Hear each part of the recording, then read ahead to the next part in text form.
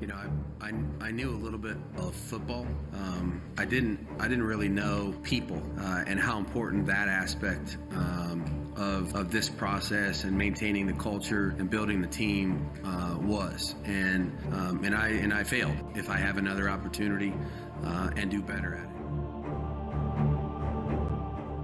What's going on YouTube and what's going on Raider Nation? This is your boy Byron Live 95 back at y'all with another video. Today, this video right here may change how you view Josh McDaniels. Now, we're going to go through the whole timeline of what Josh McDaniels did before he became the new Raiders head coach. And we're going to go through the whole timeline of the great things he did, the bad things he did, and why he may have learned from his mistakes from Denver. But before we start the video, let me give a shout out to Mikey Raider who gave me the idea for this video. So go over there right now and go hit up. Mikey Raider is a legend, the OG in the Raider YouTube game. Love you, Mikey. And now let's get to the video. Now, Josh McDaniels would get his first ever coaching gig in the year of 1999 at Michigan State while he would be coached under Nick Saban. But after 1999 in the year 2000, Josh McDaniels would eventually have to get a regular 9-to-5 job in Cleveland and pretty much did not have any hopes of being anything in the NFL, not a coach or nothing like that, until everything changed of the year of 2001. There was a member of the coaching staff that was now with the New England Patriots. Now, Bill Belichick would call and ask him if he wanted to be the personal assistant for the New England Patriots. And at this time in 2001, that job did not pay any money for him at all, but he took a chance on his dream and decided to go. Josh McDaniels would then slowly get promoted to personal assistant, to defense assistant, to quarterbacks coach, to offensive coordinator. Now, you might think of the early years of Tom Brady in 2001, 2003, 2004, where they won 3 out of 4 championships, and you might think like Josh McDaniels was the offensive guru back then. But that was not the case because he was on the defensive side. He wouldn't get his first offensive coordinator start until the year of 2006. In his first year as the offensive coordinator, the team would be the 11th best offense in the NFL, 12th in the NFL in passing, and 7th in scoring, and would go all the way to the AFC Championship game against the Colts. But then you would have to fast forward to year 2007 when the Patriots putting up video game type numbers. They're basically the #1 offense, #1 in scoring, #1 in passing. Tom Brady had 50 touchdowns and Randy Moss had the record for 23 touchdowns. Now, Josh McDaniels would be the one calling the plays, and he would be part of that 18-0 team that looked unstoppable at one point. But Josh's most impressive year would be in the year of 2008, where in week 1, Tom Brady would go out with a knee injury and would miss the rest of the season, and now they would have to put in backup Matt Castle. Now, despite having the backup quarterback in, that did not stop Josh McDaniels and his offensive scheme. They had the 5th best offense in the entire NFL, 12th in passing, and 8th in scoring. And the team would go 11-5, but would fail to make the playoffs. But besides that, after that year, and looking like a young offensive guru that can now become a head coach to put his skills to the test. Now, in the year 2009, Josh McDaniels will become the head coach for the Denver Broncos. And in the 2009 season, the Broncos will have a great start as they started the season off 6-0, but that would not last very long as the team failed later on in the season, had finished 8-8 and missed out on the playoffs. Now, in his very short time with the Denver Broncos, he would only win 11 games out of the 28 games that he was the head coach. And the question would be,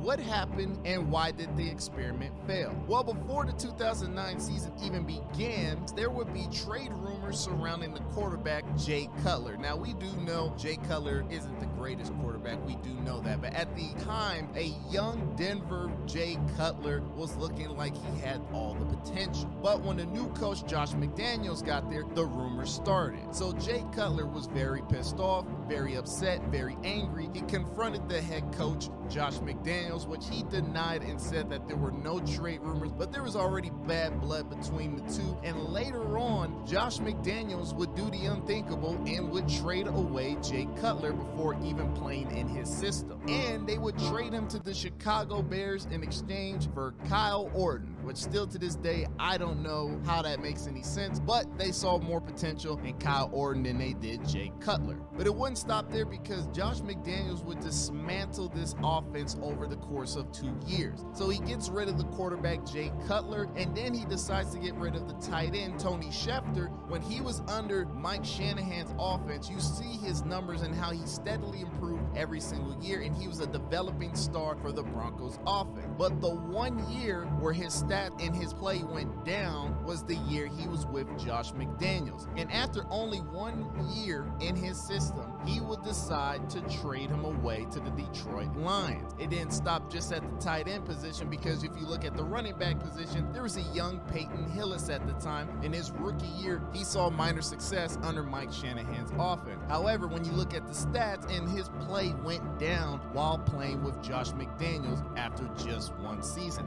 And after this 1 season, they decided to trade him away to the Cleveland Browns in exchange for quarterback Brady Quinn. But it does not stop there, because their star wide receiver at the time, Brandon Marshall, he had back-to-back 100-yard catches. And yes, he would get in trouble with the Broncos organization, and it wouldn't all be just Josh McDaniels' fault. There was an incident where Brandon Marshall had a contract situation coming up, and he wanted to talk about it with head coach Josh McDaniels. And when he was talking to him, Josh McDaniels would reply, "To be honest, I don't even know who you are."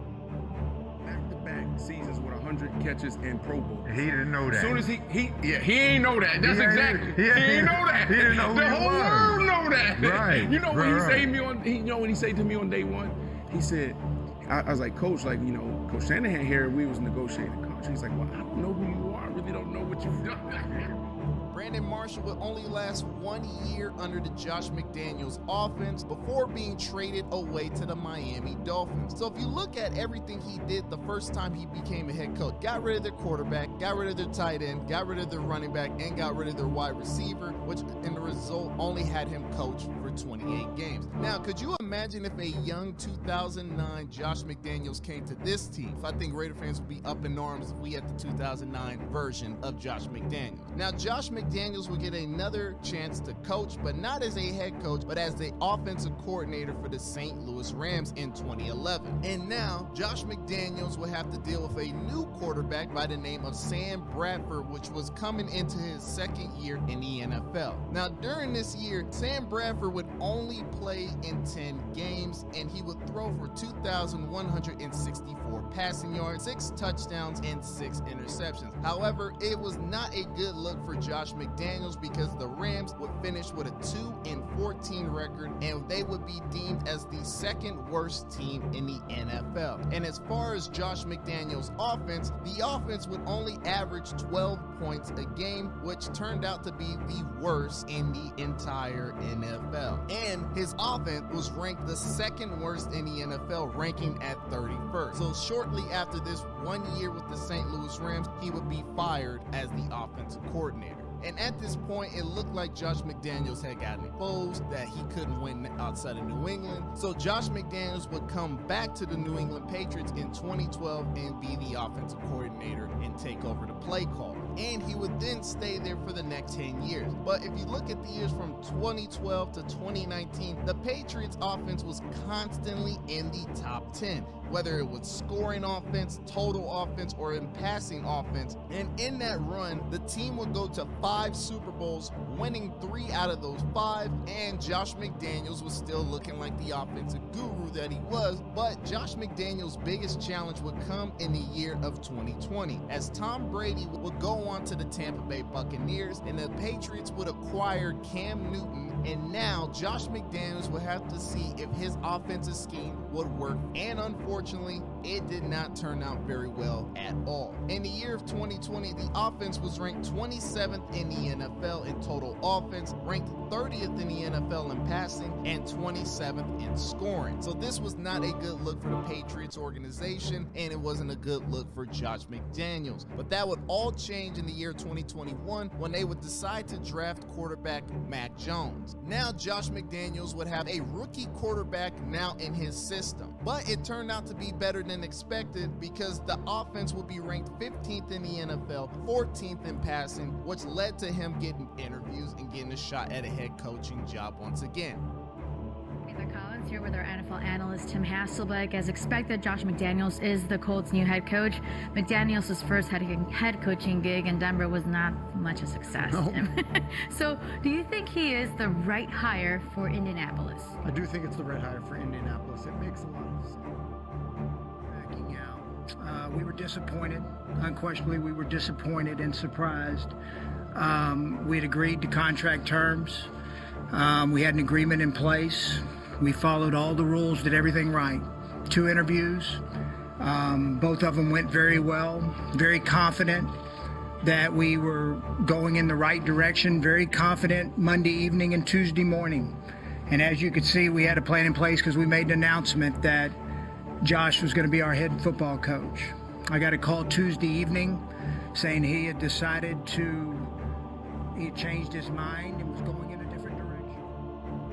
And it was rumored that Josh McDaniels did not even call those coaching staff members that he brought to Indianapolis, hey, I'm not going to be here. They just had to find out how like everybody else found out. Now, Josh McDaniels will be hired as the Raiders' new head coach in January 31st of 2022. And Josh McDaniels would take a way different approach than what he did in his last head coaching job. Instead of the rumors getting to his quarterback and telling him that there was nothing to worry about and later trading him on, he decided to do the next best thing and make the team extend his quarterback of Derek Carr. He would also take big moves in free agency by getting Chandler Jones, an amazing pass rusher that used to be with the New England Patriots. He would trade his draft picks to get one of the best wide receivers in the NFL in Devontae Adams for his quarterback who has never had a true number 1 wide receiver. So now this may have changed how you view Josh McDaniels, but I believe everybody deserves a second chance. This is going to be his second time as an NFL head coach, and he gets to prove that with the silver and black. Went to Denver. I knew a little bit of football.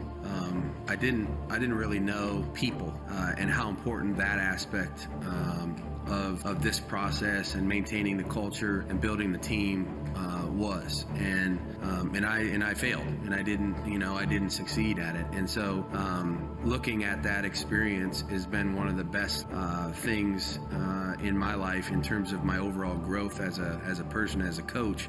What do I need to do different?